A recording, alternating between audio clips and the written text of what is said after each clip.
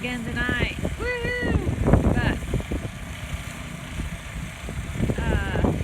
it is getting better weather. So I'm having Kanan rotil out the area where I want to put peas along this fence line. And then that little area there, I'll plant some early lettuces and things. And we'll work on the rest of the garden area.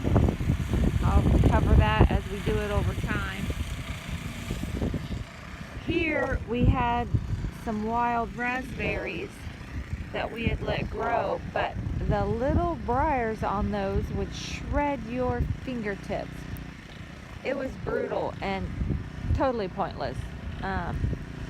It was just too much physical injury and snagging on it when you had to mow or if you were out here. So we're getting that burn out, working on that, and we'll just let that lay there, and then another day when everything's still really green and we'll confine the risk of fire catching a field or anything, we'll torch it again and really try to kill them. The Roundup kind of did. Now here I have thornless blackberries and raspberries. If you can notice, we have tender buds coming out. Well, my iPhone's not wanting to focus on it. I've been cutting up taters. These are Kennebec taters. Here are red potatoes. They don't really keep as long. Kind of nice. There's some onions I planted with some seed last winter that actually grew. And they have been growing like crazy out there. Look how big they are. We're gonna have 1, 2, 3 rows of taters there. We need to squeeze in another row. It'll easily go between these 2 rows with fencing that's set up for tomatoes or green beans. I went to get my wagon where I keep fertilizer options. We had this parked by some straw. Chicken made a nest.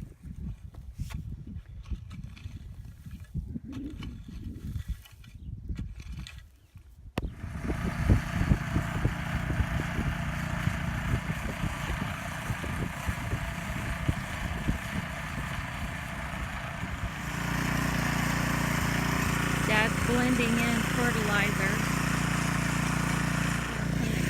We did red potatoes about 18 inches apart, and we do have more Kennebec, so about 10.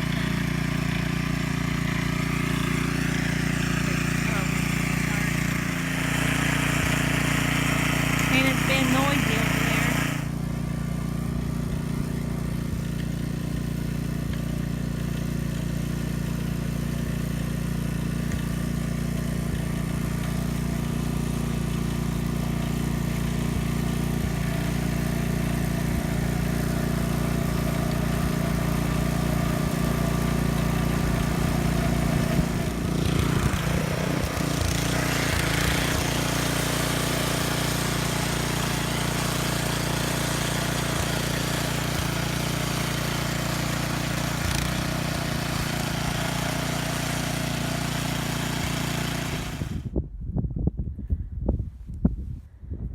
So when we planted the potatoes, the fertilizer went in the ground, under the ground with the taters. Dad's putting fertilizer down on peas now, and it goes on top of the dirt area. This is rhubarb here. This rhubarb, Dad transplanted here several years ago to get a start of it going, and it 1990 is when he got it from Mill Branch Holler, where my mom grew up in the holler. Rhubarb that my grandparents had, Andy and Tootie Bates had starts of, and then few years ago. He brought some here. We've done it every few years, and these are the two best starts. And they're out here in the garden area, so that's where we keep them. Some strawberries are in here. This is just a pain in the neck, so they're getting out. Gonna work on a new area for those. But these are some metal frames from some old like yard signs, like political yard signs that plastic sleeves go on. So that's the metal stakes for those. I put them up, and then it has bird netting, and I just ordered a huge batch of it, or like a bundle of it off of Amazon, big bundle of it, and cut a hunk of it to cover, and I've tied it down with bread ties and tied it onto row markers. And this has different lettuces, some kale and spinach to grow like as rabbit treats. And we'll eat it too in salads, but you keep it thinned out and give it as a little boost. These irises also were irises from my grandparents' property and transplants from my parents, and I always keep a group of them out here, and then I'll thin from that and transplant them other places. So I always have a stock of them growing out here. And then coming out from that is 2 rows of onion sets, the little bulbs. They're all mixed up, white, red, and yellow.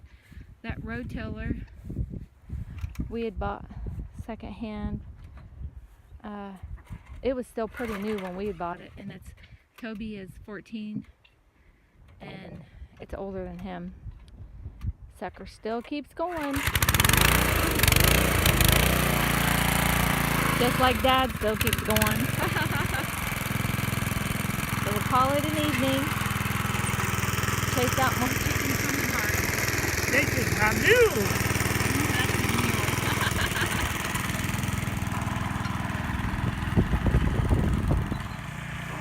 Now we're behind the garden.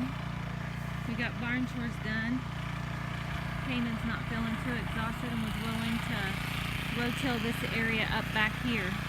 This is where the last of like the chicken and goat manure goes when we clean out the barn, and it's really soft when you walk in it.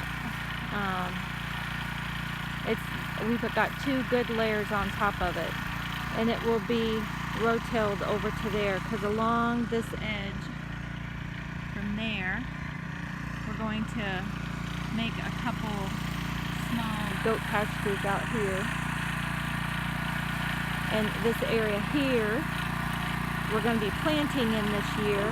Back behind him is where we are still putting the manure and compost from this year, and then there's a section right in there that we're letting lay and working on thistle weed control. Yeah, you know, it's a good sized area. You can see there where we dumped out from the burn barrel. Working up real nice. Real life back patio cleaning.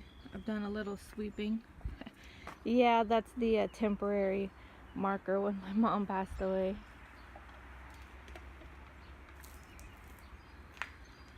Looks like a big old mess out here. The winds knocked everything around. The worst damage, look what the chickens have done. Look, that's my foot down in there. Look how deep those birds, oh, so far. That's the thing when you have free range birds. These are all black-eyed Susans. So a lot of those to trim around. Never have thought of like a project seriously want to do with those, so gonna see what we purge. So I'm going to transplant some black-eyed Susans here. Got a little sweeping done. Chopped these back. They're a lavender or burgundy color, maroon regalias, and I did not chop them back last year, and they really needed chopped back. Should have done it in the fall, but we won't have pretty blooms and leaves and stuff this year, but you got to do it when you got time to do it. I trimmed out this edge again, and look, that's what I ended up. That was crammed up right by the edge, gonna damage the bricks. All these starts for black-eyed Susans. Has been mowing. I'm making progress. Still gotta clean this side out.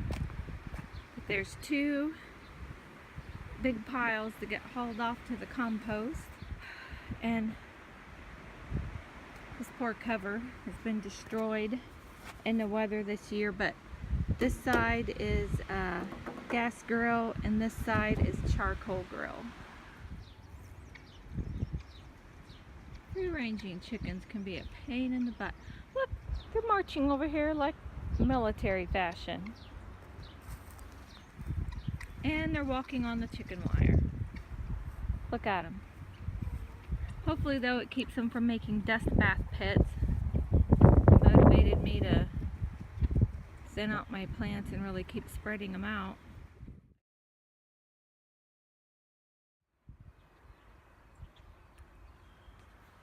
Here is looking southwest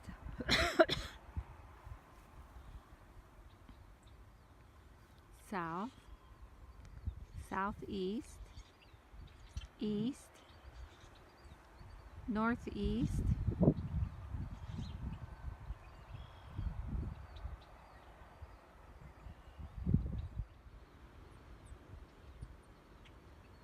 and some of the county is getting a soaking rain.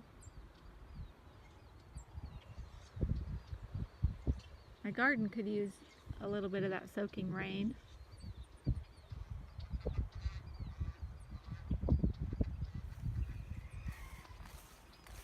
Let's walk over here. This is how high the rhubarb is now. See, it's up past my knee. And gotta break these crowns out to try to keep the plant making rhubarb. And yeah, it takes some muscle to get those crowns broke out. See, look, there's the other one. This is a big plant. And this is rhubarb plants from where my mom grew up. I'll leave you with a view of the storm and see what happens next time. Bye.